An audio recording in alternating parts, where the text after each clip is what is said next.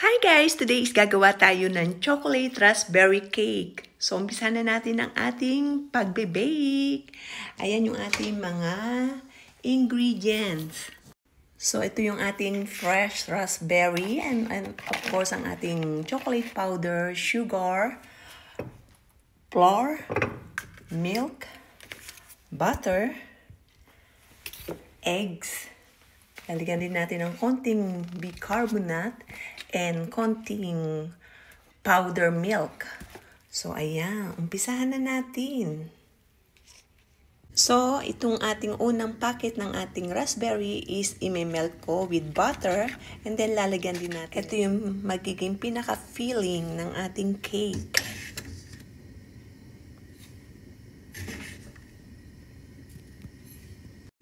Ayan, i-caramelize lang natin hanggang sa matunaw lahat, pati yung ating raspberry. So, ayan, nag-melt na siya. Lagyan natin ng konting-konting pinch ng salt. Ayan. And I think ready na yung ating filling. Ready na yung ating fillings. Ayan, makikita nyo. Naging liquid na siya.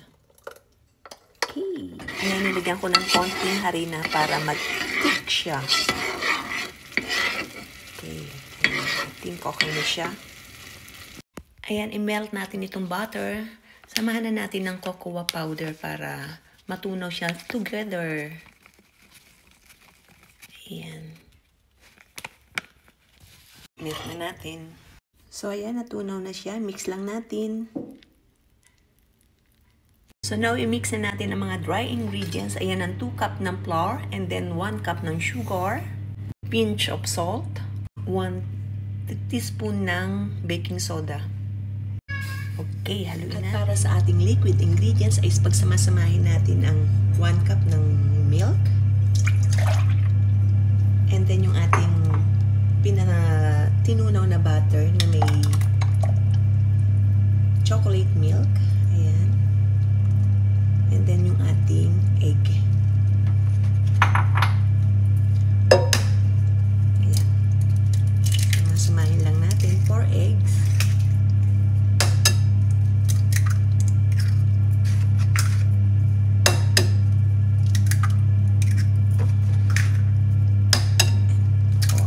Ayan. So, mix lang natin mabuti. Ayan. Ganyan lang siya kadali. Natin mabuti yung ating wet ingredients. Ayan. Hanggang sa ma-mix natin mabuti yung ating eggs. Ayan. Kasi yun, no?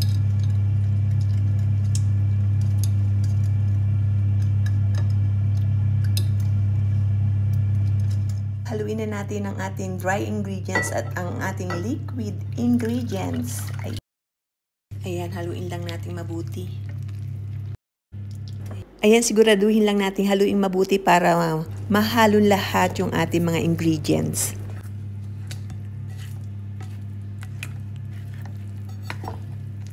Okay, para hindi manikit yung ating cake sa ating baking tray, is lagyan natin ng butter.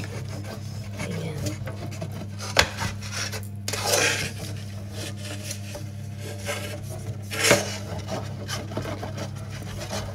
Okay. Ayan, and then, now, ilagay na natin yung ating batter. Siguraduhin lang natin mapahiran lahat ng butter ang ating tray para hindi manikit. Yung ating batter sa ating baking pan. Ayan. So, napansin nyo, isa lang yung ating baking pan kasi hihiwain ko na lang sa gitna yung ating sponge cake kapag naluto na. Okay. Ayan.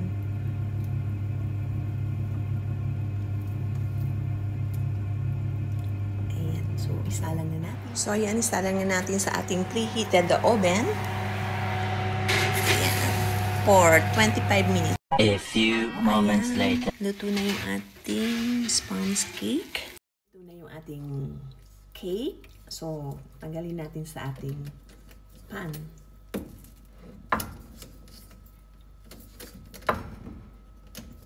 Ayan, tanggalin natin yung clip para maghiwalay na siya. Ayan. So, hihiwain ko to sa gitna, guys, para ilagay natin sa gitna yung ating peelings. Ayan. Ayan, nahati na natin yung ating chiffon. Nakagawa na rin tayo ng chocolate buttercream. Ayan, mag-spread tayo ng buttercream dito sa kalahati ng cake. Ayan. Mainit pa siya.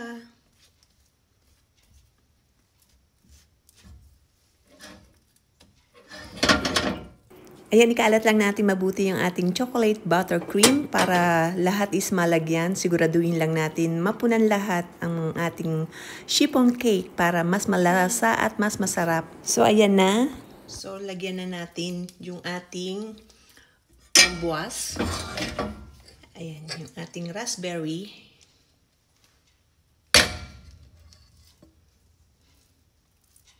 Ayan yung ating peeling.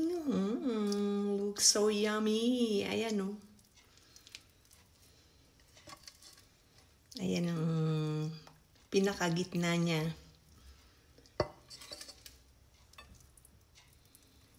Ayan, siguraduhin din natin malagyan lahat ng strawberry peeling ang ating cake. So, nalagay na natin lahat yung ating filling. So, ilagay na natin ipatong na natin yung half ng chiffon cake. So, first timer ko lang po kaya ganito yung ating paggawa. Ayan. First time ko lang pong gumawa nito. So, ayan. So, now, lagyan naman natin ng yung ibabaw. Ayan. Chocolate, butter chocolate.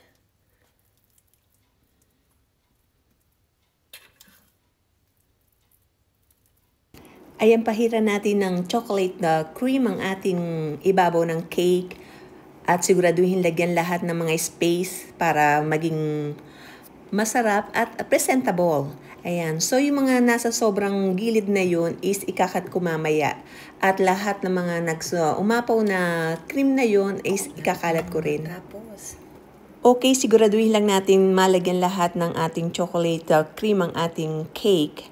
Ayan, gaya ng ginagawa ko, pinapahirang ko lang siya at ikinakalat pati na rin sa gilid. Ayan, makikita nyo yung ating raspberry peeling, talagang umapaw siya. At syempre, makikita nyo ang ating ngiting tagumpay. So, ito na malapit na.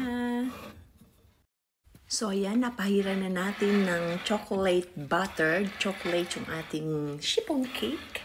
Lagyan na natin ng toppings na frambuas o raspberry. Ayan, ito yung ating mga fresh raspberry.